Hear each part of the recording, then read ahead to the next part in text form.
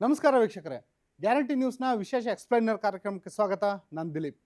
ವೀಕ್ಷಕರೇ, ಏನೊಂದು ಇರಾನ್ ಮೇಲೆ ಅಮೆರಿಕ ಮತ್ತು ಇಸ್ರೇಲ್ ನಡೆಸ್ತಾ ಇರುವಂಥ ಯುದ್ಧ 3ನೇ ವಾರಕ್ಕೆ ಕಾಲಿಟ್ಟಿದೆ. ಈ 3ನೇ ವಾರಕ್ಕೆ ಕಾಲಿಟ್ಟಿರೋ ಯುದ್ಧ ನಿಲ್ಲೋ ಲಕ್ಷಣಗಳೇ ಕಾಣ್ತಿಲ್ಲ. ಜೊತೆಗೆ ಭಾರತದಂಥ ದೇಶಗಳಿಗೆ, ಚೀನಾದಂಥ ದೇಶಗಳಿಗೆ ಒಂದು ರೀತಿ ತೈಲ ಸಂಕಷ್ಟ, LPG ಸಂಕಷ್ಟ ಎದುರಾಗಿದೆ. ಜೊತೆಗೆ ಈ ಯುದ್ಧ ನಿಲ್ಲೋ ಲಕ್ಷಣಗಳೇ ಕಾಣ್ತಿಲ್ಲ. ಈ ಒಂದು ಅಮೆರಿಕ ಅಧ್ಯಕ್ಷ ಡೊನಾಲ್ಡ್ ಟ್ರಂಪ್ ಏನಿದ್ದಾರೆ, ಅವರೊಂದು ಎಕ್ಸಿಟ್ ಪ್ಲಾನೇ ಇಲ್ದಲೆ, ಎಕ್ಸಿಟ್ ಸ್ಟ್ರಾಟಜಿನೇ ಇಲ್ದಲೆ ಶುರು ಮಾಡಿದಂಥ ಈ ಯುದ್ಧ ಈಗ ಅಮೆರಿಕಾದಲ್ಲೇ ಬ್ಯಾಕ್ ಫೈರ್ ಆಗ್ತಾ ಇದೆ. ಇಡೀ ವಿಶ್ವ ಈ ಯುದ್ಧ ಯಾವಾಗ ನಿಲ್ಲುತ್ತೆ ಅಂತ ಎದುರು ನೋಡ್ತಾ ಇದೆ. ಅಮೆರಿಕ ಸಂಸತ್ತಿಂದ ಹಿಡಿದು ಅಮೆರಿಕದ ಪ್ರತಿಯೊಬ್ಬ ಜನರು ಕೇಳ್ತಿರೋದು ಆದಷ್ಟು ಬೇಗ ಯುದ್ಧವನ್ನು ನಿಲ್ಲಿಸಿ ಅಂತ. ಒಂದು ವೇಳೆ ಈ ಯುದ್ಧ ನಿಲ್ಲಿಸಬೇಕು ಅಂದರೆ ಅಮೆರಿಕ ಅಧ್ಯಕ್ಷ ಡೊನಾಲ್ಡ್ ಟ್ರಂಪ್ ಅವ್ರ ಹತ್ರ ಏನೆಲ್ಲ ಆಪ್ಷನ್ಸ್ಗಳಿದ್ದಾವೆ? ಯುದ್ಧವನ್ನು ನಿಲ್ಲಿಸ್ತಾರಾ, ಅಥವಾ ಸೈನಿಕರನ್ನ ನೆಲಕ್ಕಿಳಿಸ್ತಾರಾ, ಅಥವಾ ಅಣುಬಾಂಬ್ ದಾಳಿ ಮಾಡ್ತಾರಾ? 3 ಆಯ್ಕೆಗಳಿದ್ದಾವೆ. ಆ 3 ಆಯ್ಕೆಗಳಲ್ಲೂ ಕೂಡ ಸಾಕಷ್ಟು ಲಾಭ ನಷ್ಟಗಳ ಲೆಕ್ಕಾಚಾರಗಳು ಇದ್ದಾವೆ. ಅದೇನು ಆ 3 ಆಯ್ಕೆಗಳೇನು? ಆ 3 ಆಯ್ಕೆಗಳಿಂದ ಇಡೀ ವಿಶ್ವಕ್ಕೆ ಎದುರಾಗೋಂಥ ಸಂಕಷ್ಟಗಳೇನು? ಅದರಲ್ಲೂ ಭಾರತಕ್ಕೆ, ನಿಮಗೆ ಎದುರಾಗುವಂಥ ಏನೆಲ್ಲ ಸಮಸ್ಯೆಗಳಿದ್ದಾವೆ, ಸವಾಲುಗಳಿದ್ದಾವೆ, ಅವನ್ನೆಲ್ಲ ಸಮಗ್ರವಾಗಿ ನೋಡ್ತಾ ಹೋಗೋಣ ವೀಕ್ಷಕರೇ. ಮೊದಲಿಗೆ ಡೊನಾಲ್ಡ್ ಟ್ರಂಪ್ ಅವರ ಎದುರುಗಡೆ ಇರೋಂಥ ಆಯ್ಕೆ, ಯುದ್ಧದಿಂದ, ಈಗ ಏನೊಂದು ಯುದ್ಧ ಶುರುವಾಗಿದೆ, ಈ ಯುದ್ಧದಿಂದ ಯೂಟರ್ನ್ ಆಗುವಂಥದ್ದು ಡೊನಾಲ್ಡ್ ಟ್ರಂಪ್ ಅವರ ಎದುರುಗಡೆ ಇರೋಂಥ ಮೊದಲನೇ ಆಯ್ಕೆ. ಈ ಆಯ್ಕೆಯನ್ನು ಡೊನಾಲ್ಡ್ ಟ್ರಂಪ್ ಅವರು ಒಪ್ತಾರಾ? ಒಂದು ವೇಳೆ ಅಮೆರಿಕ ಅಧ್ಯಕ್ಷ ಡೊನಾಲ್ಡ್ ಟ್ರಂಪ್ ಈ ಒಂದು ಆಯ್ಕೆಯನ್ನು ಒಪ್ಪಿ ಯುದ್ಧದಿಂದ ಯೂಟರ್ನ್ ಆದರೆ ಏನೆಲ್ಲ ಆಗುತ್ತೆ? ಜೊತೆಗೆ ಯುದ್ಧದಿಂದ ಅಮೆರಿಕ ಯೂಟರ್ನ್ ಆಗಬಹುದು ಅನ್ನೋ ಲೆಕ್ಕಾಚಾರ ಬಂದಿರೋದು ಯಾಕೆ ಅಂದರೆ, ಅದಕ್ಕೆ ಮೊದಲ ಕಾರಣ ಇರಾನ್ ಬಳಿ ಇರುವಂಥ ಅಗ್ಗದ ಕ್ಷಿಪಣಿ ಮತ್ತು ಡ್ರೋನ್ ದಾಳಿಗಳು. ನೋಡಿ, ಇರಾನ್ ಬಳಿ ಇರೋಂಥ ಅಗ್ಗದ ಕ್ಷಿಪಣಿ ಇದು ಶಾಹೀನ್ ಅಂತ ಹೇಳ್ಬಿಟ್ಟು ಇದೊಂದು ಡ್ರೋನ್. ಈ ಡ್ರೋನ್ ಕೇವಲ $20,000 ತಯಾರಾಗಿರುವಂಥ ಡ್ರೋನ್ ಇದು. ಇದಕ್ಕೆ ಬಳಸಿರೋದು ಒಂದು ನಮ್ಮೆಲ್ಲರ ಬೈಕ್ಗಳಲ್ಲಿ ಬಳಸ್ತೀವಲ್ಲ, ನಾರ್ಮಲ್ ಬೈಕ್ಗಳಲ್ಲಿ ಬಳಸೋವಂಥ ಮೋಟರ್, ಆ ಒಂದು ಮೋಟರ್ನೇ ಇಂಜಿನ್ ರೂಪದಲ್ಲಿ ಇದಕ್ಕೆ ಬಳಸಿದ್ದಾರೆ. ಇದು ಅತ್ಯಂತ ಅಗ್ಗದ ಡ್ರೋನ್. ಈ ಡ್ರೋನ್ ಅಮೇರಿಕಾದ ನೆಲೆಗಳೇನಿದ್ದಾವೆ ಮಧ್ಯಪ್ರಾಚ್ಯದಲ್ಲಿ, ಅಲ್ಲಿ ಆವಳಿ ಇಡ್ತಾ ಇದ್ದಾವೆ. ಜೊತೆಗೆ ಇಸ್ರೇಲ್ಗೂ ಕೂಡ ನುಂಗಲಾರ ತುತ್ತಾಗಿ ಪರಿಣಮಿಸಿದೆ. ಜೊತೆಗೆ ಶಾಹೀನ್ ಮಾದರಿಯ ಏನು ಡ್ರೋನ್ಗಳಿದ್ದಾವೆ, ಕ್ಷಿಪಣಿಗಳಿದ್ದಾವೆ, ಶಾಹೀನ್ ಇರ್ಬೋದು, ಫತೆ ಇರ್ಬೋದು, ಆ ರೀತಿಯಾದಂಥ ಕ್ಷಿಪಣಿಗಳು ನಿಜವಾಗ್ಲೂ ಅಮೆರಿಕದ ನೆಲೆಗಳಿಗೆ ಮತ್ತು ಇಸ್ರೇಲ್ಗೆ ಕಂಟಕವಾಗಿ ಪರಿಣಮಿಸಿದ್ದಾವೆ. ಇಸ್ರೇಲ್ ನೆಲದಲ್ಲಿ ತಾಂಡವವಾಡ್ತಾ ಇದ್ದಾವೆ. ಈ ಒಂದು ಡ್ರೋನ್ ಮತ್ತು ಕ್ಷಿಪಣಿ ದಾಳಿಗಳಿಗೆ ಅಮೆರಿಕ ಬಳಿಯಾಗಲಿ ಇಸ್ರೇಲ್ ಬಳಿಯಾಗಲಿ ಉತ್ತರನೇ ಇಲ್ಲ. ಏನಕ್ಕೆ ಉತ್ತರ ಇಲ್ಲ ಅಂದರೆ, ಅಮೆರಿಕ ಮತ್ತು ಇಸ್ರೇಲ್ ಬಳಿ ಇಂಟರ್ಸೆಪ್ಟರ್ ಮಿಸೈಲ್ಗಳಿದ್ದಾವೆ. ಮತ್ತು ಈ ಇಂಟರ್ಸೆಪ್ಟರ್ ಮಿಸೈಲ್ಗಳೇನಿದ್ದಾವೆ ಅದು ಅಮೆರಿಕದಲ್ಲಿರುವಂಥ ಥರ್ಡ್ ಇಂಟರ್ಸೆಪ್ಟರ್ ಮಿಸೈಲ್ ಇರ್ಬೋದು, ಪೇಟ್ರಿಯಾಟಿಕ್ ಇಂಟರ್ಸೆಪ್ಟರ್ ಮಿಸೈಲ್ ಇರ್ಬೋದು. ಆ ಎಲ್ಲ ಮಿಸೈಲ್ಗಳ ಕಾಸ್ಟ್ ಏನಿದೆಯಲ್ಲ, ಈ ಡ್ರೋನ್ 20,000 ಬೆಲೆಯ ಡ್ರೋನ್ಗೂ ಆ ಇಂಟರ್ಸೆಪ್ಟರ್ ಮಿಸೈಲ್ಗೂ ವ್ಯತ್ಯಾಸ ಅಜಗಜಾಂತರ. ಯಾಕೆಂದರೆ ಇದು 20,000 ಬೆಲೆಯ ಡ್ರೋನ್. ಈ ಡ್ರೋನ್ನ ಒಡೆದು ಉಳಿಸೋಕ್ಕೆ ಅವ್ರು ಬಳಸ್ತಾ ಇರೋದು 20 ಮಿಲಿಯನ್ ಮೌಲ್ಯದ ಒಂದು ಇಂಟರ್ಸೆಪ್ಟರ್ ಮಿಸೈಲ್ಗಳು. ಜೊತೆಗೆ ಇಸ್ರೇಲ್ ಬಳಿ ಇರೋಂಥ ಡೇವಿಡ್ ಸ್ಲಿಂಗ್ ಇರ್ಬೋದು, ಆ್ಯರೋ ಇರ್ಬೋದು, ಐರನ್ ಡೋಮ್ ಇರ್ಬೋದು, ಈ ಎಲ್ಲ ಕ್ಷಿಪಣಿಗಳ ಇಂಟರ್ಸೆಪ್ಟರ್ ಮಿಸೈಲ್ಗಳಿದೆಯಲ್ಲ, ಆ ಮಿಸೈಲ್ಗಳ ವೆಚ್ಚ ಕೂಡ ಈ ಡ್ರೋನ್ಗೆ ಹೋಲಿಸಿದ್ರೆ 2 ಪಟ್ಟು, 3 ಪಟ್ಟು, 4 ಪಟ್ಟು ಜಾಸ್ತಿ. ಹಂಗಿರುವಾಗ ಒಂದೊಂದು ಡ್ರೋನ್ನ ಒಡೆದುಳಿಸೋಕ್ಕೆ ಈ 2ರಿಂದ 3 ಕ್ಷಿಪಣಿಗಳನ್ನು ಬಳಸ್ತಾ ಇದ್ದಾರೆ. ಕ್ಷಿಪಣಿಗಳ ಸಂಗ್ರಹ ಖಾಲಿಯಾಗ ಅಂತ ತಲುಪಿದೆ. ಜೊತೆಗೆ ನೌಕಾನೆಲೆ, ವಾಯುನೆಲೆಗಳು ಅಮೆರಿಕದೇನಿದೆ ಇದು ಈಗಾಗಲೇ ಸಾಕಷ್ಟು ಧ್ವಂಸ ಆಗಿದ್ದಾವೆ. ಕತಾರಿಂದ ಮೊದಲುಗೊಂಡು ಕತಾರ್, ಬಹ್ರೇನ್, UAE ಎಲ್ಲ ದೇಶಗಳಲ್ಲೂ ಏನೇನು ಅಮೆರಿಕದ ನೆಲೆಗಳಿತ್ತು, ನೌಕಾನೆಲೆ ಇರ್ಬೋದು, ವಾಯುನೆಲೆ ಇರ್ಬೋದು, ಎಲ್ಲದನ್ನು ಕೂಡ ಹಂತವಾಗಿ ಇರಾನ್ನ ಡ್ರೋನ್ಗಳು, ಇರಾನ್ನ ಕ್ಷಿಪಣಿಗಳು ಧ್ವಂಸ ಮಾಡ್ತಾ ಇದ್ದಾವೆ. ಇಂಥ ಹೊತ್ತಲ್ಲಿ ಯುದ್ಧದಿಂದ ಅಮೆರಿಕ ಯೂಟರ್ನ್ ಆಗುತ್ತಾ ಅನ್ನೋ ಪ್ರಶ್ನೆ ಬರೋದಕ್ಕೆ ಇದೇ ಕಾರಣ. ಜೊತೆಗೆ ಇಸ್ರೇಲ್ ವಿರುದ್ಧ ಏನು ಇರಾನ್ ಒಂದು ಭೀಕರವಾದ ಕ್ಷಿಪಣಿ ಮತ್ತು ಡ್ರೋನ್ ದಾಳಿ ನಡೆಸ್ತಿದೆ, ಎಷ್ಟರ ಮಟ್ಟಿಗೆ ಅಂದರೆ, ಇಸ್ರೇಲ್ ಅಧ್ಯಕ್ಷ ಬೆಂಜಮಿನ್ ನೆತನ್ಯಾಹು ಅವ್ರನ್ನೇ ಟಾರ್ಗೆಟ್ ಮಾಡಿದ್ದೀವಿ ನಾವು, ಬೆಂಜಮಿನ್ ನೆತನ್ಯಾಹು ಅವ್ರನ್ನ ಮುಗಿಸಿದ್ದೀವಿ ಅಂತೆಲ್ಲ ಇರಾನ್ ಹೇಳ್ಕೊಳಕ್ಕೆ ಶುರು ಮಾಡ್ತು. ಈ ಒಂದು ಇರಾನ್ನ ಏನೊಂದು ಮಾಹಿತಿ ವಾರ್ಫೇರ್ ಅಂತ ಏನು ಹೇಳ್ತಾರೆ, ಇನ್ಫಾರ್ಮೇಷನ್ ವಾರ್ಫೇರ್, ಆ ಇನ್ಫಾರ್ಮೇಷನ್ ವಾರ್ಫೇರ್ ವಿರುದ್ಧ ಬೆಂಜಮಿನ್ ನೆತನ್ಯಾಹು ಯಾವ ರೀತಿ ಅಂದರೆ, ಕಾಫಿ ಶಾಪ್ಗೆ ಹೋಗ್ಬಿಟ್ಟು ನಾನು ಇನ್ನೂ ಬದುಕಿದ್ದೀನಿ ಅಂತ ವಿಡಿಯೋ ಮಾಡಿ ತೋರಿಸೋ ಥರ ಆಗಿದೆ ಪರಿಸ್ಥಿತಿ.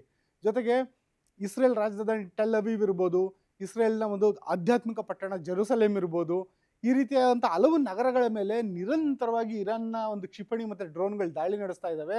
ಎಷ್ಟರ ಮಟ್ಟಿಗೆ ಅಂದರೆ, ಇಸ್ರೇಲ್ನ ಯಾವುದೇ ವಾಯು ರಕ್ಷಣಾ ವ್ಯವಸ್ಥೆನೂ ಇದಕ್ಕೆ ಉತ್ತರ ಹೇಳೋಕ್ಕಾಗ್ತಿಲ್ಲ. ಯಾಕೆಂದರೆ ಆ ವಾಯು ರಕ್ಷಣಾ ವ್ಯವಸ್ಥೆ ಕ್ಷಿಪಣಿಗಳು ಖಾಲಿ ಆಗ್ತಿದ್ದಾವೆ. ಈ ಡ್ರೋನು ಮಿನಿಮಮ್ಮು ಒಂದು 3ರಿಂದ 4 ದಿನದೊಳಗಡೆ 100 ಡ್ರೋನ್ಗಳನ್ನ ತಯಾರು ಮಾಡ್ಬೋದು. ಆದರೆ ಇಂಟರ್ಸೆಪ್ಟರ್ ಮಿಸೈಲ್ಗಳನ್ನ ದಿನಕ್ಕೆ 10 ಕೂಡ ತಯಾರು ಮಾಡೋಕ್ಕಾಗಲ್ಲ. ಇಂಥ ಒಂದು ಸಂದರ್ಭದಲ್ಲಿ ಒಂದೊಂದು ಡ್ರೋನ್ಗಳಿಗೆ 2 ಕ್ಷಿಪಣಿಗಳನ್ನಾದರೂ ಅವ್ರು ಇಂಟರ್ಸೆಪ್ಟರ್ ಮಿಸೈಲ್ಗಳನ್ನ ಆರಿಸಿದ್ರು ಕೂಡ ಅವರಲ್ಲಿರೋ ಸಂಗ್ರಹ ಖಾಲಿಯಾಗುತ್ತೆ.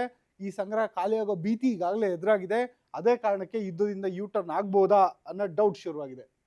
ಜೊತೆಗೆ ಯುದ್ಧದಿಂದ ಯೂಟರ್ನ್ ಆಗುವ ಒಂದು ಸಾಧ್ಯತೆ ಏನಕ್ಕೆ ಕೇಳಿ ಬರ್ತಾ ಇದೆ ಅಂದರೆ, ಯುದ್ಧ ನಿಲ್ಲಿಸಿದ್ರೆ ಒಂದು ವೇಳೆ ಇರಾನ್ನ ಸುತ್ತಲೂ ಏನೊಂದು ನೆಲೆಗಳಿದ್ದಾವೆ ಆ ನೆಲೆಗಳಿಂದ ಅಮೆರಿಕದ ನೌಕಾಪಡೆಗಳಿರ್ಬೋದು, ವಾಯುಪಡೆ ಇರ್ಬೋದು, ಅದೆಲ್ಲ ವಾಪಸ್ ಆಗಬೇಕು. ಇರಾನ್ನ ನೆಲದಲ್ಲಿ ಸದ್ಯಕ್ಕೆ ಯಾವ ಸೋಲ್ಜರ್ಸು ಇಲ್ಲ ಅಮೆರಿಕದ್ದು.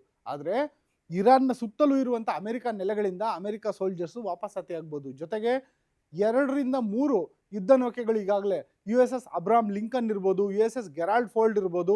ಈಗಾಗಲೇ USS ಅಬ್ರಾಮ್ ಲಿಂಕನ್ ಬಂದ್ಬಿಟ್ಟು ಮೆಡಿಟರೇನಿಯನ್ ಸಾಗರದಲ್ಲಿ ನೆಲೆಗೊಂಡಿದೆ. USS ಗೆರಾಲ್ಡ್ ಫೋಲ್ಡ್ ಬಂದ್ಬಿಟ್ಟು ಅರಬ್ಬಿ ಸಮುದ್ರದಲ್ಲಿ ನೆಲೆ ನಿಂತಿದೆ. ಈ ಎಲ್ಲ ಯುದ್ಧ ನೌಕೆಗಳು ವಾಪಸ್ ಹೋಗುವಂಥ ಸಾಧ್ಯತೆಗಳಿದಾವ. ಆ ಸಾಧ್ಯತೆಗಳು ಸೃಷ್ಟಿಯಾಗೋದಕ್ಕೆ ಕಾರಣ ಏನು ಅಂದರೆ ಇದೇ ಇರಾನ್ನ ಕ್ಷಿಪಣಿ ಮತ್ತು ಡ್ರೋನ್ಗಳು. ಜೊತೆಗೆ ಈ ಯುದ್ಧದಿಂದ ಯೂಟರ್ನ್ ಆದರೆ ಒಂದು ವೇಳೆ ಏನಾಗುತ್ತೆ ಎಫೆಕ್ಟ್ ಅಂತ ನೋಡೋದಾದರೆ, ಒಂದು ವೇಳೆ ಏನಾದರೂ ಅಮೆರಿಕ ಈಗಲೇ ಇವತ್ತೋ ನಾಳೆನೋ ಮುಂದಿನ ವಾರನೋ ಗೊತ್ತಿಲ್ಲ, ಯುದ್ಧದಿಂದ ಏನಾದರೂ ವಾಪಸ್ ಆದರೆ ನಾವೇನು ಪಶ್ಚಿಮ ಏಷ್ಯಾ ಅಂತ ಕರಿತೀವಿ, ನಾವಿರುವಂಥ ಭಾರತದಿಂದ ಪಶ್ಚಿಮ ದಿಕ್ಕುಗಳಿನಲ್ಲಿರುವಂಥ ಈ ಏಷ್ಯಾ ಖಂಡ ಏನಿದೆ ಅದನ್ನು ಅಮೆರಿಕನ್ಸ್ ಮಿಡ್ಲ್ ಈಸ್ಟ್ ಅಂತ ಕರೀತಾರೆ. ಆ ಮಿಡ್ಲ್ ಈಸ್ಟ್ ಮೇಲೆ ನಿಯಂತ್ರಣ ಕಳೆದುಕೊಳ್ಳೋ ಭೀತಿ ಎದುರಾಗುತ್ತೆ ಅಮೆರಿಕಾಗೆ. ಒಂದು ವೇಳೆ ಇರಾನ್ ಮೇಲೆ ಏನು ಸಾರಿರೋ ಯುದ್ಧವನ್ನು ನಿಲ್ಲಿಸ್ಬಿಟ್ಟು ಕೈ ಮುಗಿದು ಅಪ್ಪ ಹೋಗ್ತೀನಿ ಅಂತ ಹೊರಟ್ಬಿಟ್ರೆ ಪಶ್ಚಿಮ ಏಷ್ಯಾ ಮೇಲಿರೋ ನಿಯಂತ್ರಣನ ಅಮೆರಿಕ ಕಳ್ಕೊಳುತ್ತೆ. ಏನಕ್ಕೆ ಕಳ್ಕೊಳುತ್ತೆ ಅಂತ ನೋಡೋದಾದರೆ, ಏನೊಂದು ಇರಾನ್, ಹೆಜ್ಬುಲ್ಲಾ, ಹೌತಿ ಮತ್ತು ಹಮಾಸ್ ಉಗ್ರರೇನಿದ್ದಾರೆ ಅವ್ರು ಇನ್ನಷ್ಟು ಪ್ರಬಲರಾಗ್ತಾರೆ. ಒಂದು ವೇಳೆ ಇರಾನ್ನಿಂದ ಅಮೆರಿಕ ಏನಾದರೂ ವಾಪಸ್ ಆದರೆ ಇರಾನ್ಗೆ ಅದು ಮಾರಲ್ ಬೂಸ್ಟ್ ಸಿಗುತ್ತೆ. ಜೊತೆಗೆ ಏನೊಂದು ಅಯಾತುಲ್ಲಾ ಖಮೇನಿ ಅವ್ರ ಮಗ ಇದ್ದಾನೆ ಮೊಸ್ತಬಾ ಖಮೇನಿ, ಆತ ಹೊಸದಾಗಿ ಸರ್ವಾಧಿಕಾರಿಯಾಗಿರೋನು, ಆತನಿಗೆ ಆನೆ ಬಲ ಬರುತ್ತೆ. ಯಾಕೆಂದರೆ ಅಮೆರಿಕನೇ ನಾನು ವಾಪಸ್ ಓಡಿಸ್ದೆ ಅನ್ನೋ ರೀತಿ. ಜೊತೆಗೆ ಏನೊಂದು ಇರಾನ್ ಪ್ರೇರಿತ ಉಗ್ರರಿದ್ದಾರೆ, ಹೆಜ್ಬುಲ್ಲಾ, ಹೌತಿ ಮತ್ತು ಹಮಾಸ್ ಉಗ್ರರು. ಹಮಾಸ್ ಇವಾಗ ಸದ್ಯದ ಮಟ್ಟಿಗೆ ತುಂಬ ಕ್ಷೀಣಿಸಿದೆ ಅಂತ ಹೇಳೋದಾದ್ರೂ ಹೆಜ್ಬುಲ್ಲಾ ಮತ್ತು ಹೌತಿ ಇನ್ನೂ ಸಾಕಷ್ಟು ಮಟ್ಟಿಗೆ ಸ್ಟ್ರಾಂಗ್ ಆಗೇ ಇದ್ದಾವೆ. ಈ ಉಗ್ರ ಸಂಘಟನೆಗಳ ವಿರುದ್ಧ ಇಸ್ರೇಲ್ ಏಕಾಂಗಿಯಾಗಿ ಸಂಗ್ರಾಮ ಮಾಡಬೇಕಾಗುತ್ತೆ. ಅದು ಎಲ್ಲದಕ್ಕಿಂತ ಇರುವಂಥ ದೊಡ್ಡ ಆತಂಕ. ಮಧ್ಯಪ್ರಾಚ್ಯಕ್ಕೇ ದೊಡ್ಡ ಸಂಕಷ್ಟ ಕಾದಿರೋದು ಇದೇ ಒಂದು ಸನ್ನಿವೇಶ. ಜೊತೆಗೆ ಆರ್ಥಿಕವಾಗಿ ನೋಡೋದು ಆದರೆ ಮತ್ತು ರಾಜತಾಂತ್ರಿಕವಾಗಿ ನೋಡೋದಾದರೆ ರಷ್ಯಾ ಮತ್ತು ಚೀನಾ ಎದುರುಗಡೆ ಅಮೆರಿಕ ದುರ್ಬಲ ಅಂತ ಬಿಂಬಿತ ಆಗ್ಬಿಡುತ್ತೆ. ಯಾಕೆಂದರೆ ನೀವು ಗೊತ್ತಿರ್ಬೋದು, ರಷ್ಯಾ ಮತ್ತು ಯುಕ್ರೇನ್ ವಿರುದ್ಧ ಯುದ್ಧ ನಡೀತಾನೇ ಇದೆ, 4ನೇ ವರ್ಷ ನಡೀತಾನೇ ಇದೆ, ನಿಂತಿಲ್ಲ ಯುದ್ಧ. ಒಂದು ವೇಳೆ ಈ ಒಂದು ಯುದ್ಧನ ಇವರು ಇರಾನ್ ವಿರುದ್ಧ ಯುದ್ಧನ ಕೆಲವೇ ದಿನಕ್ಕೆ ನಿಲ್ಲಿಸಿ ವಾಪಸ್ ಆಗ್ತಾರೆ ಅನ್ನೋದಾದರೆ ಆವಾಗ ಅಂತಾರಾಷ್ಟ್ರೀಯ ಮಟ್ಟದಲ್ಲಿ ರಷ್ಯಾ ಮತ್ತು ಚೀನಾ ಅಮೆರಿಕನ ತುಂಬ ದುರ್ಬಲವಾಗಿ ನೋಡ್ಬೋದು. ಯಾಕೆಂದರೆ ಇಷ್ಟೇನ ನಿಮ್ಮ ಕೈಲಾಗಿದ್ದು, ಇರಾನ್ನಲ್ಲಿ ನೀವು ರೆಜಿಮ್ ಚೇಂಜ್ ಮಾಡಿಬಿಡ್ತೀನಿ ಅಂತ ಬಂದ್ರಿ, ಇರಾನ್ನಲ್ಲಿ ಇಸ್ಲಾಮಿಕ್ ಆಡಳಿತ ಅಂತ್ಯ ಮಾಡಿಬಿಡ್ತೀನಿ ಅಂತ ಬಂದ್ರಿ, ನಿಮ್ಮ ಕೈಲಿ ಆಗಲಿಲ್ವಲ್ಲ ಅಂತ ಅಂತಾರಾಷ್ಟ್ರೀಯ ಮಟ್ಟದಲ್ಲಿ ನಗೆಪಾಟ್ಲು ಕೂಡ ಆಗ್ಬೋದು. ಜೊತೆಗೆ ಎಲ್ಲದಕ್ಕಿಂತ ಪ್ರಮುಖವಾಗಿರೋದು ಏನೊಂದು ಪಶ್ಚಿಮ ಏಷ್ಯಾದಲ್ಲಿ ಗಲ್ಫ್ ರಾಷ್ಟ್ರಗಳಿದ್ದಾವೆ, ಆ ಎಲ್ಲ ಗಲ್ಫ್ ರಾಷ್ಟ್ರಗಳು ತಮ್ಮಲ್ಲಿರೋ ತೈಲವನ್ನು ಅಂತಾರಾಷ್ಟ್ರೀಯ ಮಾರುಕಟ್ಟೆಯಲ್ಲಿ ಮಾರಾಟ ಮಾಡೋದು ಡಾಲರ್ ಮೂಲಕ. ಅದಕ್ಕೆ ಪೆಟ್ರೋ ಡಾಲರ್ ಅಂತಲೇ ಕರೀತಾರೆ. ಅಮೇರಿಕಾದ ಡಾಲರ್ನ ಬಳಸಿ ಈ ಒಂದು ವಹಿವಾಟು ಮಾಡ್ತಾರೆ. ಒಂದು ವೇಳೆ ಅಮೇರಿಕ ಇರಾನ್ ವಿರುದ್ಧ ಯುದ್ಧದಲ್ಲಿ ಒಂದು ರೀತಿ ಸೋತ ರೀತಿಯಲ್ಲೇನೆ ವಾಪಸ್ ಹೋಗ್ಬಿಟ್ರೆ ಪೆಟ್ರೋ ಡಾಲರ್ನ ಒಂದು ಆರ್ಥಿಕತೆಗೂ ಹೊಡೆತ ಬೀಳ್ಬೋದು. ಯಾಕೆಂದರೆ ಈಗಾಗಲೇ ಇರಾನ್ ಹೇಳಿದೆ, ಹರ್ಮುಜ್ ಜಲಸಂಧಿ ಮೂಲಕ ಪಾಸ್ ಆಗೋಂಥ ಎಲ್ಲ ಒಂದು ಹಡಗುಗಳು ಯುವಾನ್ ಮೂಲಕ ವ್ಯವಹಾರ ಮಾಡಬೇಕು ಅಂತ. ಯುವಾನ್ ಅಂದ್ರೇನು? ಯುವಾನ್ ಚೀನಾದ ರೂಪಾಯಿ. ಆ ಯುವಾನ್ ಮೂಲಕ ವ್ಯವಹಾರ ಮಾಡಬೇಕು ಅಂತ ಹೇಳ್ಬಿಟ್ಟು ಇರಾನ್ ಒಂದು ರೀತಿ ಷರತ್ತನ್ನು ವಿಧಿಸ್ತಾ ಇದೆ. ಅಂದರೆ ಮುಂದಿನ ದಿನಗಳಲ್ಲಿ ಒಂದು ವೇಳೆ ಏನಾದರೂ ಅಮೇರಿಕ ವಾಪಸ್ ಆಗಿಬಿಟ್ರೆ, ಈ ಒಂದು ಯುದ್ಧರಂಗದಿಂದ ವಾಪಸ್ ಆಗಿಬಿಟ್ರೆ ಅಮೇರಿಕ, ಪೆಟ್ರೋ ಡಾಲರ್ ಆರ್ಥಿಕತೆಗೆ ಹೊಡೆತ ಬೀಳುತ್ತೆ. ಡಾಲರ್ ಮೂಲಕ ಯಾಕ್ರಿ ವಹಿವಾಟು ಮಾಡಬೇಕು? ರಷ್ಯಾದ ರೂಬೆಲ್ ಮೂಲಕ ವಹಿವಾಟು ಮಾಡ್ತೀವಿ, ಭಾರತದ ರೂಪಾಯಿ ಮೂಲಕ ವಹಿವಾಟು ಮಾಡ್ತೀವಿ, ನಮ್ಗೆ ಯಾವ ಕರೆನ್ಸಿ ಬೇಕೋ ಅದರಲ್ಲಿ ವಹಿವಾಟು ಮಾಡ್ತೀವಿ. ನಿಮ್ಮ ಜೊತೆ ನಾವು ಪೆಟ್ರೋ ಡಾಲರ್ ಒಂದು ಆರ್ಥಿಕತೆಯನ್ನು ರೂಪಿಸ್ಕೊಂಡಿದ್ದೇನಕ್ಕೆ? ಕೊಲ್ಲಿ ರಾಷ್ಟ್ರಗಳು ಏನಕ್ಕೆ ಅಂದರೆ, ಯಾವುದು ಸೌದಿ ಅರೇಬಿಯಾ ಇರ್ಬೋದು, UAE ಇರ್ಬೋದು, ದುಬೈ ಇರ್ಬೋದು, ಕತಾರ್ ಇರ್ಬೋದು, ಕುವೈತ್ ಇರ್ಬೋದು, ಎಲ್ಲ ರಾಷ್ಟ್ರಗಳು ಕೂಡ ಪೆಟ್ರೋ ಡಾಲರ್ ಮೂಲಕ ಅಂದರೆ ಡಾಲರ್ ಮೂಲಕ ವಹಿವಾಟು ಮಾಡ್ತೀವಿ, ನಮ್ಮ ರಕ್ಷಣೆಯ ಜವಾಬ್ದಾರಿಯನ್ನು ನೀವು ಒತ್ಕೊಳ್ಳಿ ಅಂತ ಹೇಳಿದ್ದು ಅಮೇರಿಕಾಗೆ. ಅಮೇರಿಕ ಅದೇ ಕಾರಣಕ್ಕೆ ಅಲ್ಲೆಲ್ಲ ಸೇನಾ ನೆಲೆಗಳನ್ನ, ವಾಯು ನೆಲೆಗಳನ್ನ ಮಾಡಿಟ್ಟಿತ್ತು. ಯಾವ ಕೊಲ್ಲಿ ರಾಷ್ಟ್ರಗಳು, ತೈಲ ಸಂಪದ್ಭರಿತ ರಾಷ್ಟ್ರಗಳಿದ್ದಾವೆ, ಅವು ತಮ್ಮ ವಹಿವಾಟನ್ನು ಡಾಲರ್ ಮೂಲಕ ಮಾಡ್ತವೆ, ನಾವು ಅವುಗಳಿಗೆ ಒಂದು ರಕ್ಷಣೆಯನ್ನು ಕೊಡ್ತೀವಿ, ರಕ್ಷಣಾ ಒಂದು ವ್ಯವಸ್ಥೆಯನ್ನು ಕೊಡ್ತೀವಿ ಅಂತ. ಒಂದು ವೇಳೆ ಅಮೆರಿಕನೇ ಏನಾದರೂ ಕಾಲು ತೆಗೆದುಬಿಟ್ರೆ ಚೀನಾ ಒಂದು ಇರಾನ್ ವಿರುದ್ಧ ಯುದ್ಧದಿಂದ, ಅವಾಗ ಈ ಪೆಟ್ರೋ ಡಾಲರ್ ಆರ್ಥಿಕತೆಗೂ ಹೊಡೆತ ಬೀಳುತ್ತೆ. ನೀವು ನಮಗೆ ರಕ್ಷಣೆನೇ ಕೊಡೋಕ್ಕಾಗಲ್ಲ, ನಿಮ್ಗೆ ಅಷ್ಟು ಯೋಗ್ಯತೆನೇ ಇಲ್ಲ, ನಾವ್ಯಾಕೆ ಡಾಲರಲ್ಲಿ ವಹಿವಾಟು ಮಾಡಬೇಕು ಅಂತ ಕೊಲ್ಲಿ ರಾಷ್ಟ್ರಗಳೇನಾದ್ರು ಮುಂದಾದರೆ ಅಮೆರಿಕಾಗೆ ಇದು ಮಹಾ ಹೊಡೆತ. ಆ ಕಾರಣದಿಂದಾಗಿ ಯುದ್ಧದಿಂದ ಅಮೆರಿಕ ಯೂಟರ್ನ್ ಚಾನ್ಸ್ ಇದೆಯಾ? ನೋಡಿದ್ರೆ ಈ ಚಾನ್ಸಸ್ ತುಂಬ ಕಡಿಮೆ ಅನ್ನಿಸ್ತಾ ಇದೆ. ಗೊತ್ತಿಲ್ಲ ಏನಾಗುತ್ತೆ ಅಂತ. ಮತ್ತೊಂದು ಎರಡನೇ ಆಪ್ಷನ್ ಇರೋದು ಇರಾನ್ ನೆಲದಲ್ಲಿ ಅಮೆರಿಕ ಯೋಧರನ್ನ ಇಳಿಸೋದು. ಇದು ಎರಡನೇ ಆಯ್ಕೆ. ಏನು ಎರಡನೇ ಆಯ್ಕೆ ಅಂದರೆ ಬೂಟ್ಸ್ ಆನ್ ಗ್ರೌಂಡ್ ಅಂತ ಕರೀತಾರೆ ಸೈನ್ಯದ ಭಾಷೆಯಲ್ಲಿ. ಏನಂದರೆ ಯಾವುದೇ ಒಂದು ನೆಲದ ಮೇಲೆ ಆಕ್ರಮಣ ಮಾಡುವಂಥ ಹಂತದಲ್ಲಿ, ಈಗ ಇಸ್ರೇಲ್ ಇರ್ಬೋದು ಮತ್ತು ಅಮೆರಿಕ ಇರ್ಬೋದು, ಸದ್ಯಕ್ಕೆ ಏನು ಮಾಡ್ತಿದ್ದಾವೆ ಅಂದರೆ ತಮ್ಮ ಡ್ರೋನ್ಗಳ ಮೂಲಕ, ತಮ್ಮ ಕ್ಷಿಪಣಿಗಳ ಮೂಲಕ, ತಮ್ಮ ಯುದ್ಧ ನೌಕೆಗಳ ಮೂಲಕ ಏನು ಮಾಡ್ತಿದ್ದಾವೆ, ಬಾಂಬ್ ದಾಳಿ ನಡೆಸ್ತಾ ಇದ್ದಾವೆ ಮೇಲ್ಮೇಲೆ. ಇನ್ನು ಗ್ರೌಂಡ್ಗೆ ಇಳಿದಿಲ್ಲ, ಅಂದರೆ ಭೂಸೇನೆ ಬೂಟ್ಸ್ ಆನ್ ಗ್ರೌಂಡ್ ನೆಲಕ್ಕೆ ಇಳಿದಿಲ್ಲ. ಒಂದು ವೇಳೆ ಇರಾನ್ನಲ್ಲಿ ಅಲ್ಲಿನ ಆಡಳಿತವನ್ನು ಅಂತ್ಯಗೊಳಿಸಬೇಕು ಅಂದರೆ ನಿಜಕ್ಕೂ ಅಮೆರಿಕದ ಸೈನಿಕರು ಇರಾನ್ನ ನೆಲಕ್ಕೆ ಇಳಿಬೇಕಾಗುತ್ತೆ. ಆದರೆ ಅಮೆರಿಕ ಆರಂಭದಲ್ಲಿ ಅಂದ್ಕೊಂಡಿದ್ದೇನು ಅಂದರೆ ವೆನೆಜುವೆಲಾ ರೀತಿ ಅಲ್ಲಿನ ಅಧ್ಯಕ್ಷರನ್ನ ಎತ್ತಾಕೊಂಡು ಬಂದಿದ ತಕ್ಷಣ ಎಲ್ಲ ನಮ್ಮ ಕಂಟ್ರೋಲಿಗೆ ಬಂದ್ಬಿಡುತ್ತೆ ಅನ್ಕಂತು. ಆಗಲಿಲ್ಲ. ಇರಾನ್ನಲ್ಲಿ ಎರಡನೇ ದಿನಕ್ಕೆ, ಅಂದರೆ ಯುದ್ಧ ಆರಂಭವಾದ ಎರಡನೇ ದಿನಕ್ಕೇನೆ ಅಲ್ಲಿನ ಸರ್ವಾಧಿಕಾರಿ ಅಯಾತುಲ್ಲಾ ಖಮೇನಿಯವ್ರನ್ನ ಹೊಡೆದುರುಳಿಸಿದ್ರು. ಜೊತೆಗೆ ಅವರ ಜೊತೆ ಸಭೆ ನಡೆಸ್ತಿದ್ದಂಥ 40 ಕಮಾಂಡರ್ಗಳನ್ನೂ ಹೊಡೆದುರುಳಿಸಿದ್ರು. ಆದರೆ ಮೊಸಾಯಿಕ್ ವಾರ್ಫೇರ್ನ ಏನು ಮಾಡ್ತಾ ಇದೆ ಇರಾನು, ತನ್ನ ಪ್ರಮುಖವಾದ ಘಟಕಗಳೇ ಇಲ್ಲಾದ್ರು, ಅಂದರೆ ತಲೆನೇ ಇಲ್ಲವಾದ್ರೂ ಕೈಕಾಲುಗಳು ಯುದ್ಧ ಮಾಡ್ತಾ ಇದ್ದಾವೆ. ಹಾಗಾಗಿ ಈ ಯುದ್ಧದಲ್ಲಿ ಅಮೆರಿಕ ನಿಜಕ್ಕೂ ಗೆಲ್ಲಬೇಕು ಅಂತಾದರೆ ಅವರು ನೆಲಕ್ಕೆ ಸೋಲ್ಜರ್ಸ್ನ ಇಳಿಸಲೇಬೇಕು. ಅಮೆರಿಕ ಇನ್ನೂ ಒಂದು ಅಂದ್ಕೊಂಡಿತ್ತು, ಒಂದು ವೇಳೆ ಅಯಾತುಲ್ಲಾ ಖಮೇನಿ ಅವ್ರನ್ನ ಹತ್ಯೆ ಮಾಡಿಬಿಟ್ರೆ ಅಲ್ಲಿನ ಜನನೇ ದಂಗೆ ಎದ್ಬಿಡ್ತಾರೆ, ಅಲ್ಲಿನ ಜನನೇ ಒಂದು ರೆವಲ್ಯೂಷನ್ ಮಾಡಿಬಿಡ್ತಾರೆ, ಕ್ರಾಂತಿ ಮಾಡಿಬಿಡ್ತಾರೆ. ಒಂದು ವೇಳೆ ಅಮೆರಿಕದಲ್ಲಿ ನೆಲೆ ಕಂಡಿರುವಂತಹ ರಜಾ ಪೆಹಲ್ವಿ, ಯಾರವರು 1979ಕ್ಕೂ ಮೊದಲು ಇರಾನ್ನಲ್ಲಿ ಆಳ್ವಿಕೆ ಮಾಡ್ತಿದ್ರು ರಾಜ, ಆತನ ವಂಶಸ್ಥರಿದ್ದಾರೆ, ಅವ್ರನ್ನ ಕರ್ಕೊಂಬಂದು ಪಟ್ಟ ಕಟ್ಬಿಡೋಣ, ನಮ್ಮ ಕೈಗೊಂಬೆ ಥರ ಇರ್ತಾರೆ, ಅಥವಾ ಇಲ್ಲಿನ ಜನಕ್ಕೆ ಏನಾದ್ರೂ ಪ್ರಜಾಪ್ರಭುತ್ವ ಬೇಕಿದ್ರೆ ಅದನ್ನು ಮಾಡೋಣ ಅನ್ನೋ ರೀತಿ ಅಮೆರಿಕ ರೆಡಿ ಇತ್ತು. ಆದರೆ ಅಲ್ಲಿನ ಜನ ದಂಗೆ ಎದ್ದೇಳ್ತಿಲ್ಲ, ಅಥವಾ ದಂಗೆ ಎದ್ದೇಳಕ್ಕೆ ರೆಡಿ ಇದ್ರೂ ಅಲ್ಲಿನ ಇಸ್ಲಾಮಿಕ್ ಆಡಳಿತ ಮತ್ತು IRGC ಯಾವುದೇ ಕಾರಣಕ್ಕೂ ಜನ ಆ ರೀತಿ ದಂಗೆ ಎದ್ದೇಳಕ್ಕೆ ಬಿಡ್ತಿಲ್ಲ. ಎಲ್ಲದಕ್ಕಿಂತ ಮುಖ್ಯವಾಗಿ ಶಿಯಾ ಸಮುದಾಯದ ಏನೊಂದು ಧಾರ್ಮಿಕ ನಾಯಕ, ರಾಜಕೀಯ ನಾಯಕ, ವಿಶ್ವಗುರು ರೀತಿ ಇದ್ದಂತಹ ಅಯಾತುಲ್ಲಾ ಖಮೇನಿ ಹತ್ಯೆಯನ್ನು ಅವರು ಯಾವ ರೀತಿ ಭಾವಿಸಿದ್ದಾರೆ ಅಂದರೆ ಅದು ಒಂದು ಆತ್ಮಾಹುತಿ, ಇವರ ಒಂದು ತ್ಯಾಗ, ಬಲಿದಾನ, ಅದು ರಂಜಾನ್ ಮಾಸದಲ್ಲೇ. ಈ ಕಾರಣದಿಂದಾಗಿ ಅವರ ಒಂದು ಏನಿದೆ ತ್ಯಾಗ, ಬಲಿದಾನ, ಅದನ್ನು ಸಾರ್ಥಕಗೊಳಿಸ್ಬೇಕು ಅಂದರೆ ನಾವು ಇರಾನ್ನ ಉಳಿಸ್ಕೊಬೇಕು ಅಂತೇಳ್ಬಿಟ್ಟು ಜನರಿಗೆ ಭಾವನೆ ಬರೋ ರೀತಿ ಆಗ್ಬಿಟ್ಟಿದೆ. ಹಾಗಾಗಿ ಅಲ್ಲಿನ ಜನ ಕ್ರಾಂತಿ ಮಾಡ್ತಿಲ್ಲ, ಅಲ್ಲಿ ದೊಡ್ಡ ದೊಡ್ಡ ನಾಯಕರು ಹೋದರೂ ಕೂಡ ಯುದ್ಧ ನಿಲ್ತಿಲ್ಲ. ಹಾಗಾಗಿ ಅಮೆರಿಕ ಒಂದು ವೇಳೆ ಇರಾನ್ನ ಗೆಲ್ಲಲೇಬೇಕು ಅಂತಾದರೆ ಅಲ್ಲಿ ಸಾವಿರಾರು ತನ್ನ ಸೈನಿಕರನ್ನು ಇಳಿಸಿ ಯುದ್ಧ ಮಾಡಲೇಬೇಕಾದಂಥ ಅನಿವಾರ್ಯತೆ ಎರಡನೇ ಆಯ್ಕೆ ಇದು. ಆದರೆ ಈ ಎರಡನೇ ಆಯ್ಕೆ ಇದೆಯಲ್ಲ, ಈ ಎರಡನೇ ಆಯ್ಕೆ ಅಷ್ಟು ಸುಲಭ ಅಲ್ಲ. ಯಾಕೆಂದರೆ ಇರಾನ್ನಲ್ಲಿರೋದು 9 ಕೋಟಿ ಜನಸಂಖ್ಯೆ. 9 ಕೋಟಿ ಜನಸಂಖ್ಯೆ ದೇಶದಲ್ಲಿ ಇವರು ಭೂಸೇನೆ ನಿಲ್ಲಿಸಿ ಯುದ್ಧ ಮಾಡೋಕ್ಕೆ ಸಾಧ್ಯನಾ? ಜಸ್ಟ್ ಯೋಚನೆ ಮಾಡಿ, ಬೆಂಗಳೂರಿನಂಥ ನಗರದಲ್ಲಿ, ಮೈಸೂರಿನಂಥ ನಗರದಲ್ಲಿ, ಅಥವಾ ದಾವಣಗೆರೆ ಅಂತ ನಗರದಲ್ಲಿ ಸೈನ್ಯ ನುಗ್ಗುತ್ತೆ, ಅಲ್ಲಿನ ಪ್ರದೇಶವನ್ನು ವಶಪಡಿಸ್ಕೊಂತೀವಿ ಅಂದರೆ ಎಷ್ಟು ಸಾಧ್ಯ ಅದು? ಆ ರೀತಿ ಕಲ್ಪನೆ ಕೂಡ ಮಾಡ್ಕೊಳಕ್ಕಾಗೋದಿಲ್ಲ. ಆ ರೀತಿಯಾದಂಥ ಜನಸಂಖ್ಯೆ ಇದೆ. ಜೊತೆಗೆ ಇಲ್ಲಿನ ಟೆರೈನ್ ಹೆಂಗಿದೆ, ಅದು ಗುಡ್ಡಗಾಡುಗಳಿಂದ ಕೂಡಿರೋಂಥ ಪ್ರದೇಶ, ಜೊತೆಗೆ ನಗರ ಪ್ರದೇಶಗಳು ಇದ್ದಾವೆ. ಇದನ್ನ ನಗರ ಪ್ರದೇಶನ ಅರ್ಬನ್ ವಾರ್ಫೇರ್ ಅಂತ ಕರೀತಾರೆ. ಗುಡ್ಡಗಾಡು ಪ್ರದೇಶದಲ್ಲಿ ಬೇಕಾದರೆ ಇರಾನ್ನ IRGC ಒಂದು ರೀತಿ ಗೆರಿಲ್ಲಾ ವಾರ್ಫೇರ್ನ ಅನುಸರಿಸ್ಬೋದು. ಇಂಥ ಒಂದು ಪ್ರದೇಶಗಳಲ್ಲಿ ಅಮೆರಿಕ ಸೇನೆ ಕಾದಾಡುತ್ತಾ? ಅಮೆರಿಕದ ಸೈನಿಕರು ಏನಿದ್ದಾರೆ ಅವರು ಈ ಥರ ಒಂದು ಕಾದಾಟ ನಡೆಸೋದಕ್ಕೆ ಒಂದು ಸೂಕ್ತ ತರಬೇತಿ ತಗೊಂಡಿದ್ದಾರಾ? ಮಾನಸಿಕವಾಗಿ ಸಿದ್ಧ ಆಗಿದ್ದಾರಾ? ಗೊತ್ತಿಲ್ಲ. ಜೊತೆಗೆ ಅಯಾತುಲ್ಲಾ ಹತ್ಯೆ ಬಳಿಕ ಏನೊಂದು ಆತ್ಮಾಹುತಿಗೆ ಸಿದ್ಧ ಆಗಿದೆ IRGC, Islamic revolution guard corps ಅಂತ ಏನು ಕರೀತಾರೆ. ಅದು ಅಯಾತುಲ್ಲಾ, ಅಂದರೆ ಅಯಾತುಲ್ಲಾ ಅನ್ನೋದು ಒಂದು ಪಟ್ಟ. ಆ ಅಯಾತುಲ್ಲಾ ಅಲಿ ಖಮೇನಿ ಇರ್ಬೋದು, ಅಯಾತುಲ್ಲಾ ಮಸ್ತಬಾ ಖಮೇನಿ ಇರ್ಬೋದು, ಅದಕ್ಕಿಂತ ಮುಂಚೆ ಇದ್ದಂಥ ಅಯಾತುಲ್ಲಾ ರೋಹುಲ್ಲಾ ಖಮೇನಿ ಇರ್ಬೋದು. ಈ ಅಯಾತುಲ್ಲಾ ಅನ್ನೋ ಪಟ್ಟ ಇದೆಯಲ್ಲ, ಇದು ಇಸ್ಲಾಮಿಕ್ ಧರ್ಮಗುರುವಿನ ಪಟ್ಟ. ಈ ಧರ್ಮಗುರುವಿನ ಪಟ್ಟ ಅವರ ಹತ್ಯೆ ಬಳಿಕ ಅವ್ರ ಏನೊಂದು ತ್ಯಾಗ, ಬಲಿದಾನ ಇದೆ, ಆ ಬಳಿಕ ಈ IRGC ಅವರ ಒಂದು ಹತ್ಯೆಗೆ ಪ್ರತೀಕಾರವಾಗಿ ಆತ್ಮಾಹುತಿಗೂ ಕೂಡ ಸಿದ್ಧ ಆಗಿದೆ. ಜೊತೆಗೆ ಅಲ್ಲಿನ ಶಿಯಾ ಸಮುದಾಯದ ಬಾಹುಳ್ಯದ ಜನ ಏನಿದ್ದಾರೆ ಅವರು ಕೂಡ ಇರಾನ್ ಜನತೆ ದೇಶಭಕ್ತರಾಗಿದ್ದಾರೆ. ತಾವು ದೇಶ ಮತ್ತು ಧರ್ಮ ಅದನ್ನು ಉಳಿಸ್ಕೊಳ್ಳೇಬೇಕು ಅಂದರೆ ಅಮೆರಿಕ ವಿರುದ್ಧ ಹೋರಾಟಕ್ಕೆ ಜನ ಕೂಡ ಶಸ್ತ್ರಾಸ್ತ್ರಗಳನ್ನು ಕೈಗೆತ್ಕೊಳ್ಳೋಕೆ ಸಿದ್ಧ ಆಗಿದ್ದಾರೆ. ಅಲ್ಲಿನ ಜನ ಪಾಕಿಸ್ತಾನದ ಜನ ಥರ ಅಲ್ಲ. ಪಾಕಿಸ್ತಾನದ ಸೇನೆ ಮಾರಾಟ ಆಗುತ್ತೆ, ಪಾಕಿಸ್ತಾನ ಸರ್ಕಾರ ಮಾರಾಟ ಆಗುತ್ತೆ.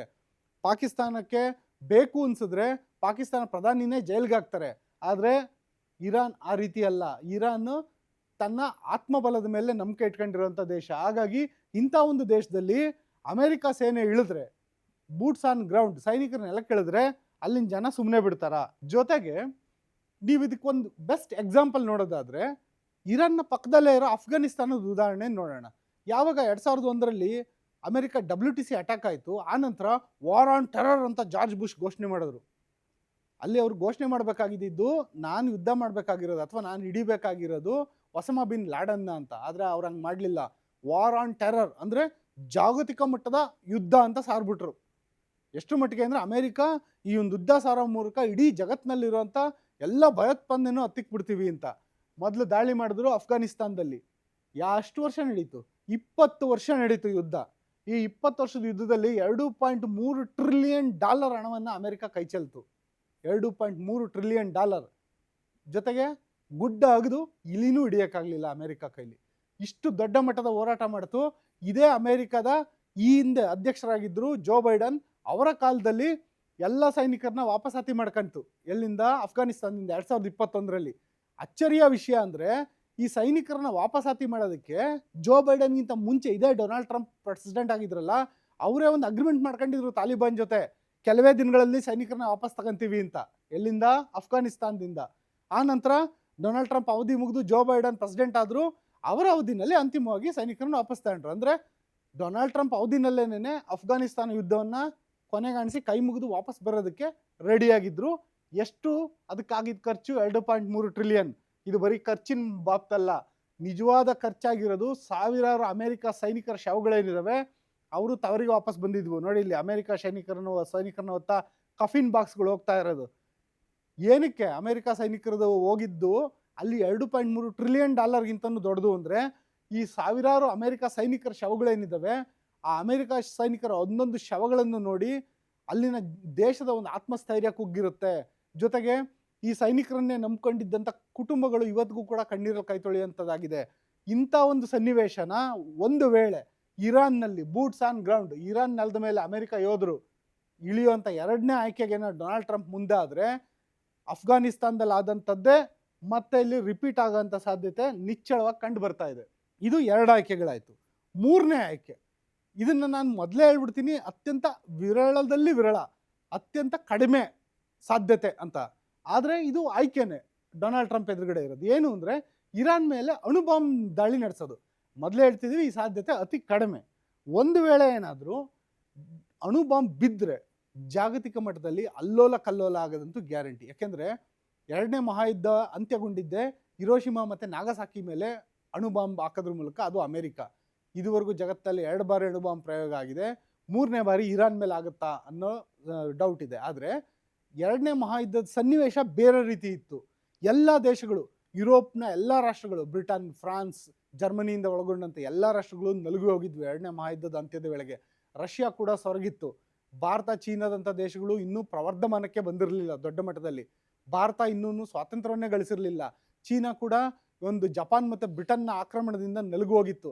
ಅಂಥ ಸಂದರ್ಭದಲ್ಲಿ ಅಮೆರಿಕ ವಿರುದ್ಧ ದನಿ ಎತ್ತುವಂಥ ರಾಷ್ಟ್ರಗಳಿರಲಿಲ್ಲ. ಆಗ ಜಪಾನ್ ಮೇಲೆ ಏನೊಂದು ಅಣುಬಾಂಬ್ ನಡೀತು, ಆವಾಗ ಜಪಾನ್ ಅನಿವಾರ್ಯವಾಗಿ ಶರಣಾಯಿತು.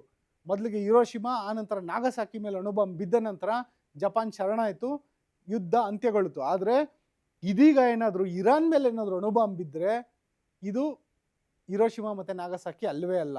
ಯಾಕೆಂದರೆ ಅಣುಬಾಂಬ್ ದಾಳಿ ಅನ್ನೋದು ಜಾಗತಿಕ ಮಟ್ಟದ ಒಂದು ಏನೊಂದು ಚಿತ್ರಣ ಇದೆ ಅದನ್ನು ಸಂಪೂರ್ಣವಾಗಿ ಬದಲಿಸಿ ಬಿಸಾಕುತ್ತೆ. ಯಾಕೆಂದರೆ ಅಣ್ವಸ್ತ್ರ ಬಳಕೆ ಆದರೆ ಇವತ್ತಿನ ರಷ್ಯಾ ಮತ್ತು ಇವತ್ತಿನ ಚೈನಾ ಸುಮ್ಮನೆ ಕೂತ್ಕೊಳಲ್ಲ. ರಷ್ಯಾ ಹಿಂದೆಂದಿಗಿಂತಲೂ ತಾಂತ್ರಿಕವಾಗಿ ಬಲವಾಗಿದೆ. ಚೀನಾ 2ನೇ ದೊಡ್ಡ ಆರ್ಥಿಕತೆಯ ದೇಶ.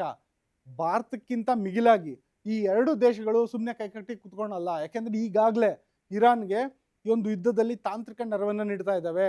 ಅಮೆರಿಕದ ನೌಕೆಗಳೆಲ್ಲಿದ್ದಾವೆ, ಅಮೆರಿಕದ ನೆಲೆಗಳೆಲ್ಲಿದ್ದಾವೆ ಅನ್ನೋದ್ರದ ಒಂದು ಡಿಜಿಟಲ್ ಕೋಆರ್ಡಿನೇಷನ್ ಕೊಡ್ತಾ ಇದ್ದಾವೆ. ಏನೊಂದು ಸ್ಯಾಟಲೈಟ್ಗಳಿದ್ದಾವೆ, ಆ ಸ್ಯಾಟಲೈಟ್ ಮೂಲಕ ಲೊಕೇಶನ್ ಕೋಆರ್ಡಿನೇಷನ್ಸ್ನ ಕೊಡ್ತಾ ಇದೆ ಚೀನಾ ಅನ್ನೋ ಆರೋಪ ಇದೆ. ಜೊತೆಗೆ ರಷ್ಯಾ ಕೂಡ ಏನೊಂದು ಇರಾನ್ನ ಡ್ರೋನ್ಗಳು, ಕ್ಷಿಪಣಿಗಳಿಗೆ ತಂತ್ರಜ್ಞಾನ ನೆರವನ್ನು ಕೊಡ್ತಿದೆ ಅನ್ನೋ ಆರೋಪವೂ ಇದೆ. ಜೊತೆಗೆ ಚೀನಾ ಇರಾನ್ನಿಂದ ದೊಡ್ಡ ಮಟ್ಟದಲ್ಲಿ ತೈಲ ಖರೀದಿ ಮಾಡೋದ್ರ ಮೂಲಕ ಇರಾನ್ನ ಒಂದು ವಾರ್ ಮೆಷಿನ್ ಏನಿದೆ ಅದಕ್ಕೆ ಧನ ಸಹಾಯ ಮಾಡ್ತಿದೆ ಅಂತಲೂ ಆರೋಪ ಇದೆ. ಈ ಎಲ್ಲ ಕೆಲಸಗಳನ್ನು ಈಗಾಗಲೇ ತಲೆಮರೆಯಲ್ಲಿ ಮಾಡ್ತಿದ್ದೇವೆ ಇವೆರಡೂ ದೇಶಗಳು. ಅಂಥದ್ರಲ್ಲಿ ಇಂಥ ಅಣುಬಾಂಬ್ ಏನಾದರೂ ಪ್ರಯೋಗ ಆದರೆ ಈ ಎರಡೂ ದೇಶಗಳು ಸುಮ್ಮನೆ ಕೈ ಕಟ್ಕೊಂಡು ಕೂತ್ಕೊಳ್ಳೋಕೆ ಸಾಧ್ಯನೇ ಇಲ್ಲ. ಜೊತೆಗೆ ಅಮೇರಿಕ ರಾತ್ರೋರಾತ್ರಿ ಐಸೋಲೇಟ್ ಆಗಿಬಿಡುತ್ತೆ. ಇಡೀ ವಿಶ್ವನೇ ಅಮೇರಿಕ ವಿರುದ್ಧ ನಿಲ್ತ್ಕೊಳ್ಳುತ್ತೆ. ಯಾಕೆಂದರೆ ಅಣುಬಾಂಬ್ ದಾಳಿ ಅನ್ನೋದೇನಿದೆಯಲ್ಲ ಅದನ್ನು ಯಾವ ದೇಶನೂ ಕೂಡ ಸಮರ್ಥನೆ ಮಾಡ್ಕೊಳಕ್ಕೆ ಸಾಧ್ಯ ಇಲ್ಲ. ಭಾರತ ಈಗಾಗಲೇ ಹೇಳಿದೆ ನಮ್ಮ ಹತ್ರ ಅಣುಬಾಂಬ್ ಇದೆ, ಆದರೆ ನೋ ಫಸ್ಟ್ ಯೂಸ್, ನಾವು ಯಾವುದೇ ಕಾರಣಕ್ಕೂ ಮೊದಲು ಬಳಕೆ ಮಾಡೋದಿಲ್ಲ ಅಂತಂದರೆ ಪ್ರಚೋದನೆಗೆ ಭಾರತ ಒಳಗಾಗೋದಿಲ್ಲ ಅಣುಬಾಂಬ್ ಬಳಕೆ ಮಾಡೋದಕ್ಕೆ. ಆದರೆ ಒಂದು ವೇಳೆ ಅಮೆರಿಕ ಏನಾದರೂ ಅಣುಬಾಂಬ್ ಬಳಕೆ ಮಾಡಿದ್ರೆ ಅದು ಇಡೀ ವಿಶ್ವದಲ್ಲಿ 3ನೇ ಬಾರಿಗೆ ಅಣುಬಾಂಬ್ ಬಳಕೆ ಮಾಡಿದ ದೇಶ ಆಗುತ್ತೆ. 3 ಬಾರಿಯೂ ಅಮೆರಿಕಾನೇ ಬಳಕೆ ಮಾಡಿರೋದು. ಹಾಗಾಗಿ ಅಮೆರಿಕ ವಿರುದ್ಧ ಇಡೀ ಜಗತ್ತು ನಿಲ್ಲುತ್ತೆ. ಒಂದು ವೇಳೆ ಅಮೆರಿಕ ವಿರುದ್ಧ ಇಡೀ ಜಗತ್ತು ನಿಂತು ವಿಶ್ವಸಂಸ್ಥೆಯಲ್ಲಿ ಚೀಮಾರಿ ಆಗ್ತು, ಡೊನಾಲ್ಡ್ ಟ್ರಂಪ್ಗೆ ಜೈಲಾಯಿತು, ಇನ್ನೊಂದು ಮತ್ತೊಂದಾಯಿತು, ಅವೆಲ್ಲ ಒಂದು ಕಡೆ. ಒಂದು ವೇಳೆ ಏನಾದರೂ ಅಮೆರಿಕ ಅಣುಬಾಂಬ್ ಆಗ್ತು ಅನ್ನೋದನ್ನೇ ನೆಪವಾಗಿಟ್ಕೊಂಡು ಬೇರೆ ದೇಶಗಳು ಕೂಡ ತಮ್ಮಲ್ಲಿರೋ ಅಣುಬಾಂಬ್ಗಳನ್ನ ಬಳಕೆಗೆ ಮುಂದಾದರೆ ಆವಾಗ ಮನುಕುಲನೇ ಸರ್ವನಾಶ ಆಗೋ ಭೀತಿ ಇದೆ. ಯಾಕೆಂದರೆ 3ನೇ ವಿಶ್ವಯುದ್ಧ ಅಂತ ಹೇಳಿ ಏನಿದೆಯಲ್ಲ ಇದು 3ನೇ ವಿಶ್ವಯುದ್ಧ ಅಲ್ಲ, ಇದು ಕೊನೆಯ ವಿಶ್ವಯುದ್ಧ ಅಂತ ತಜ್ಞರು ಹೇಳ್ತಾರೆ. ಒಂದು ವೇಳೆ ಅಣುಬಾಂಬ್ ಅನ್ನೋದು ಒಮ್ಮೆ ಬಳಕೆ ಆದರೆ ಇಡೀ ವಿಶ್ವದಲ್ಲಿ ಇನ್ನೊಮ್ಮೆ ಬಳಕೆ ಆದರೆ ಒಂದೇ ಒಂದು ಸತಿ ಬಳಕೆ ಆದರೂ ಕೂಡ ಇಡೀ ವಿಶ್ವನೇ ಸರ್ವನಾಶ ಆಗುತ್ತೆ. ಆ ಒಂದು ಆತಂಕ ಇದ್ದೇ ಇದೆ. ಆದರೆ ಇವತ್ತು ಅಮೆರಿಕ ಅಧ್ಯಕ್ಷ ಆಗಿರೋದು ಟ್ರಂಪ್ ಹುಚ್ಚಾಟದ ನಿಲುವುಗಳು ಒಂದಲ್ಲ ಎರಡಲ್ಲ, ಏನೇನೆಲ್ಲ ಮಾಡಿಬಿಟ್ರು ಕಳೆದ 1.5 ವರ್ಷದಲ್ಲಿ.